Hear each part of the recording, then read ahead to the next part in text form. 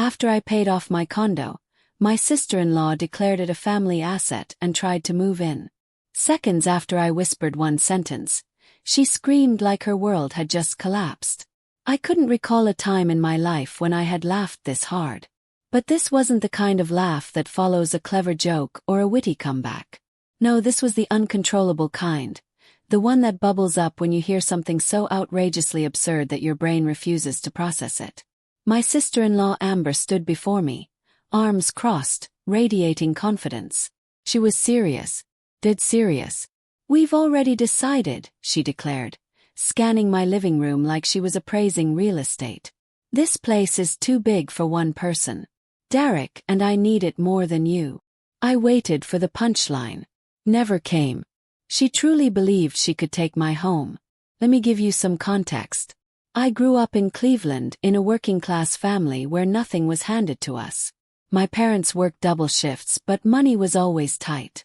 If I wanted something, I had to earn it. So that's exactly what I did. I worked all through high school, through college at Ohio State, and through my 20s, saving every penny I could.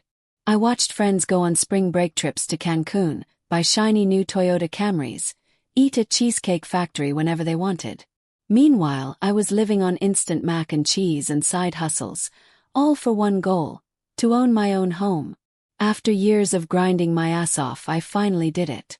I bought a modest 2-bedroom condo in a decent neighborhood in Columbus. It wasn't fancy, but it was mine. Every month, I poured money into my mortgage instead of wasting it on things I didn't need. And after years of sacrifice, I made that final payment. I owned it outright. No mortgage, no debt, just me, my home, and my peace of mind. Then Amber decided she had a right to it. Amber married my younger brother Derek 5 years ago. From the moment she joined the family, she acted like she was above the rest of us. She came from money, not rich but comfortable. And she never let anyone forget it. She had opinions about everything. The way we dressed, the places we ate, Applebee's instead of fancy steakhouses, the modest gifts we gave for Christmas. But the thing she looked down on the most: my condo. "It's so cramped," she'd said the first time she visited, wrinkling her nose. "I could never live somewhere like this." Well, fast forward a few years and suddenly she wanted it. The day she showed up at my door, I should have known something was off. She never visited me alone. She usually avoided spending time with me unless she had to. But that day, she waltzed in like she owned the place, looking around like she was conducting an inspection. Then she turned to me and said, "So, we've made a decision." I didn't know what she was talking about, but something about the way she said it put me on edge. She crossed her arms and gave me this condescending smile, like she was explaining something to a child.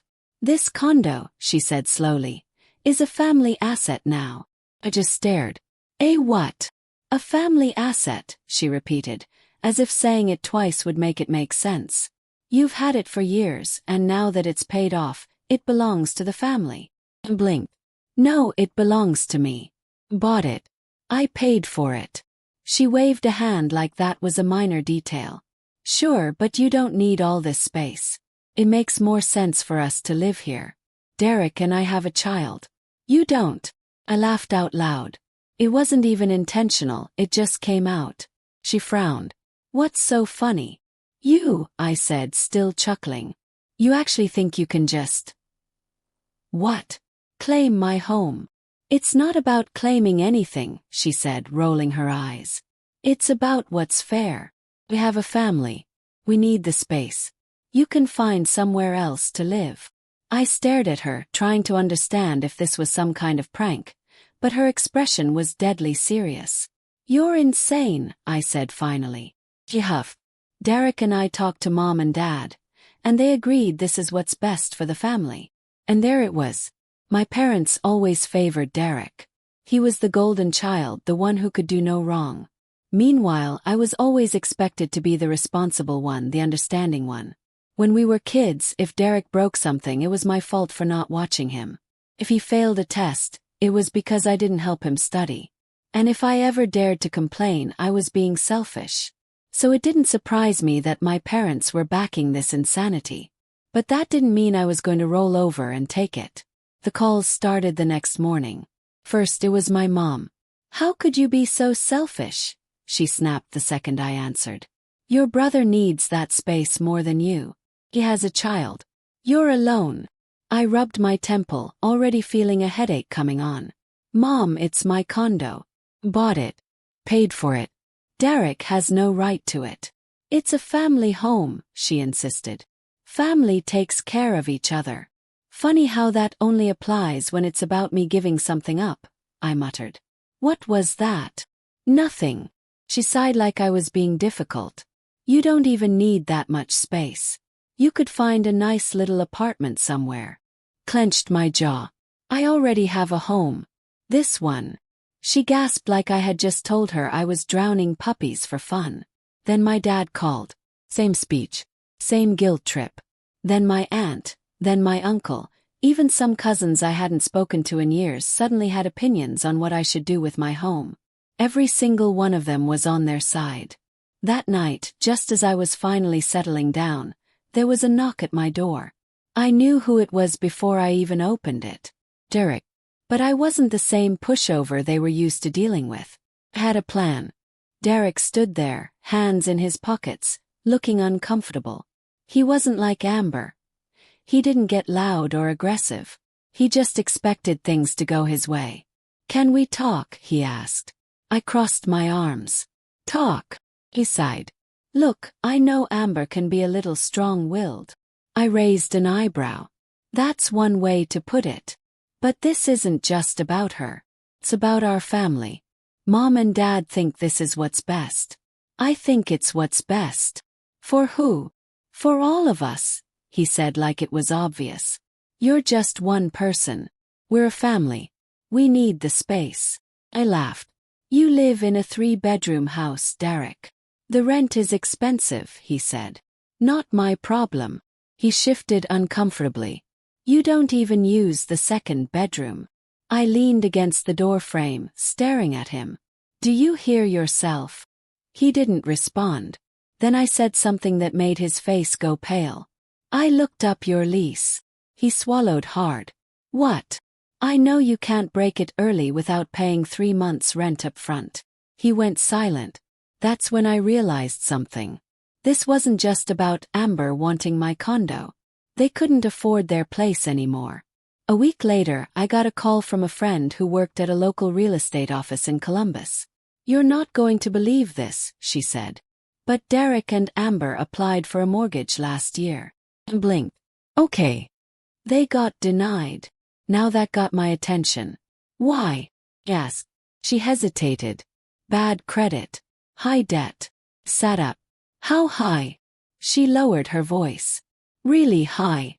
Everything clicked into place. Amber didn't just want my condo, she needed it. They were drowning in debt, stuck in a lease they couldn't afford to break. And instead of admitting they had screwed up, they decided to come for my home. My parents had no idea. I didn't confront them right away. Instead, I waited. A few days later, I got another call from my mom. "We're having a family dinner this weekend," she said sweetly. "You should come." I almost laughed. They wanted me there so they could gang up on me, make me feel guilty, wear me down until I gave in. But I had other plans. "Oh, I'll be there," I said. When I walked into that dinner, I was ready. I knew the truth now. Derek and Amber weren't just being greedy. They were desperate. They were drowning in debt, trapped in a lease they couldn't afford. And instead of fixing their mess, they had decided to steal my home and call it fair. Not happening. The moment I walked into my parents' house in Westerville, I felt the tension. My mom greeted me with fake warmth. My dad barely looked at me. Derek and Amber were already sitting at the dining table, whispering to each other. Amber glanced up, smirking like she had already won. But she had no idea what was coming. The table was set with Mom's good china, pot roast and mashed potatoes already served, but no one was eating. They had been waiting for me. I sat down, acting like I had no idea what was coming. And then, right on cue, my mom launched into it. "Honey," she began, reaching for my hand. "We just want to talk." I didn't pull away, but I didn't respond either. We've been thinking about this a lot, she continued, squeezing my fingers like she was comforting me through some tough decision. And we all agree. It's time to do what's best for the family. I stayed silent. We love you, she said, putting on her best concerned mother face. But it's selfish to keep that condo all to yourself when Derek and Amber need it more. Amber nodded along like this was some reasonable request. Finally spoke. So let me get this straight. You want me to just hand over my home? My dad cleared his throat. Not hand over. Just let them stay there. For free. Well, yes. I let out a sharp laugh. And where exactly am I supposed to live?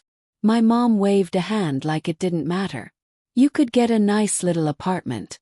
You don't need all that space. There it was again. That word need. As if I hadn't earned every inch of that home. As if it wasn't mine.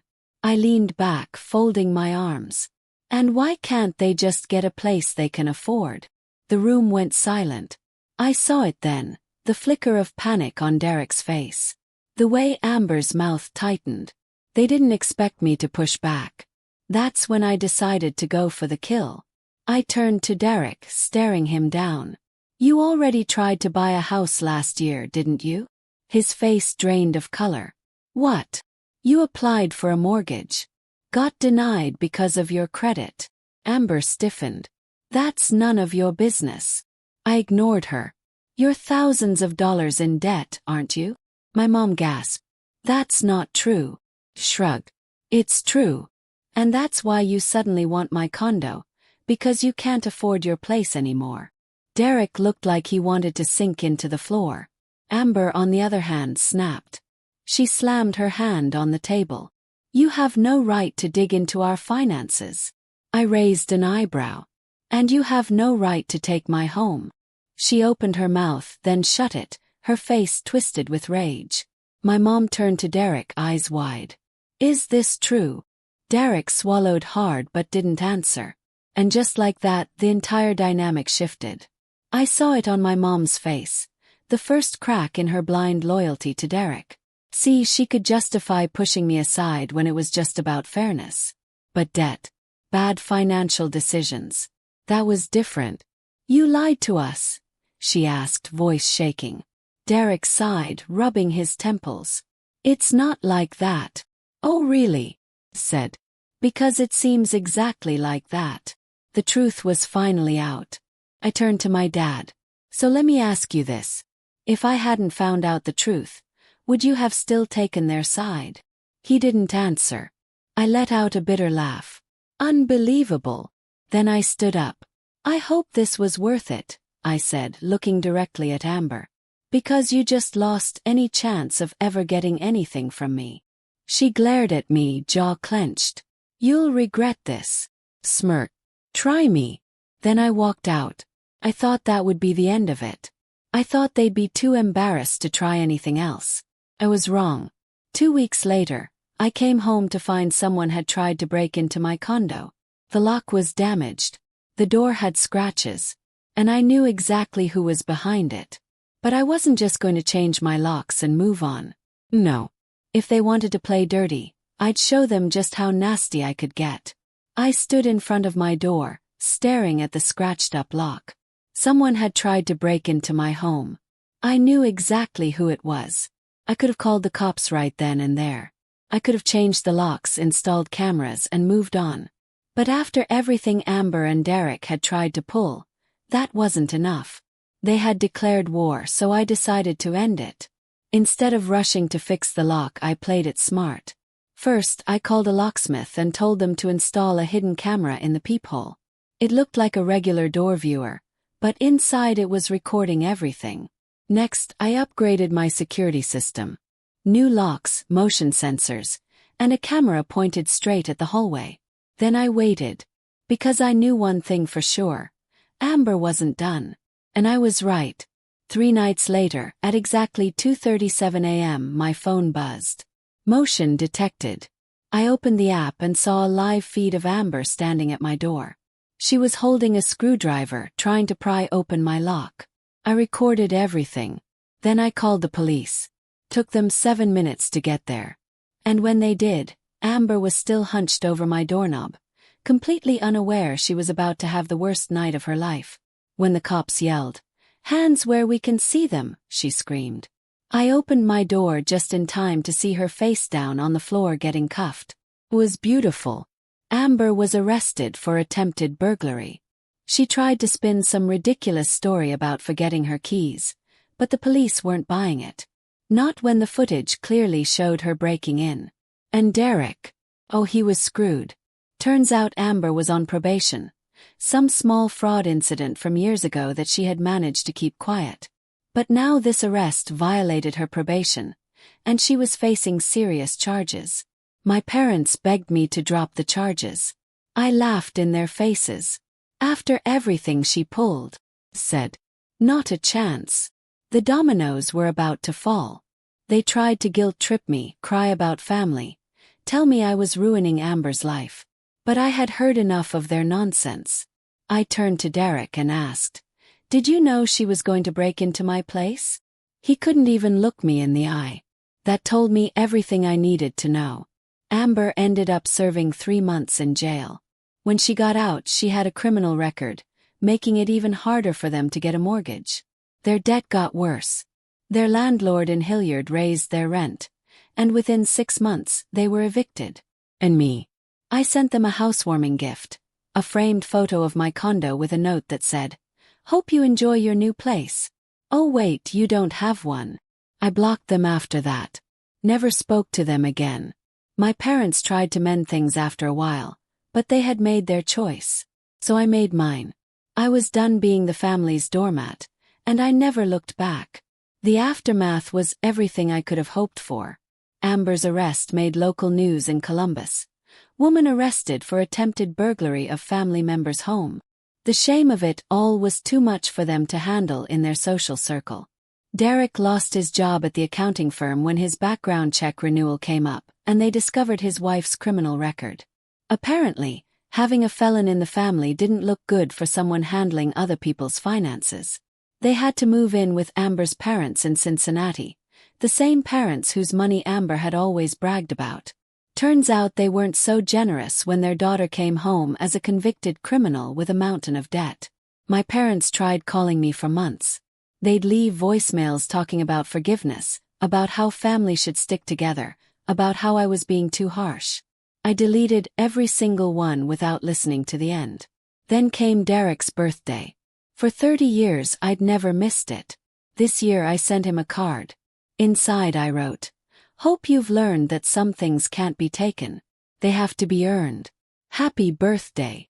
I heard through mutual friends that he cried when he read it.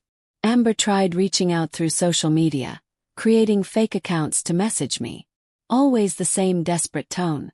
They were sorry they'd made a mistake. Couldn't I find it in my heart to help family? I screenshot every message and sent them to her probation officer. Turns out harassment was another violation of her terms. The final blow came a year later. I was at Target in Columbus when I spotted them in the electronics section. Amber looked tired, worn down. Derek had gained weight and lost most of his hair. They were arguing quietly about whether they could afford a basic tablet for their kid. I walked right up to them with my shopping cart full of home improvement supplies. New curtains for my condo, some plants for my balcony, expensive organic groceries. "Oh my God, Jarvis," Amber said, her fake smile plastered on. "How are you?" It was time for the final confrontation. I looked her up and down slowly. "I'm fantastic. Just bought some new furniture for my second bedroom. You know, the one you said I didn't need." Derek shifted uncomfortably. "Look, Jarvis, we've been meaning to." Cut him off. I hope it was worth it. The lying, the scheming, the breaking and entering. I hope it was worth losing everything. Amber's composure cracked. "We lost everything because of you." I laughed. That same uncontrollable laugh from the day she first tried to claim my home. "No, you lost everything because you thought you could steal from me and call it family." I leaned in closer, lowering my voice. "And just so we're clear, if you ever, and I mean ever, come near me or my property again, I won't hesitate to call the police. You're one violation away from going back to jail, Amber. Don't test me. She went pale. Derek grabbed her arm, pulling her away. Come on, we're leaving. As they hurried off, I heard Amber hiss at Derek. This is all your fault. I told you we should have just asked her for money instead. Even in defeat, she still didn't understand. It was never about the money or the space or what was fair. It was about respect. It was about understanding that some things aren't yours to take, no matter how much you want them or think you deserve them. I finished my shopping, went home to my paid-off condo, and made myself a celebratory dinner. Steak, wine, and the satisfaction of knowing I'd stood up for myself when it mattered most. If there's one thing I learned from this whole mess, it's this. Some people think family means they can walk all over you. The only way to stop them is to make sure they regret it. And trust me, Amber and Derek will never forget the day they tried to steal from Jarvis Thompson. My condo sits in that quiet Columbus neighborhood. Fully paid off, fully mine. The second bedroom that caused all this drama.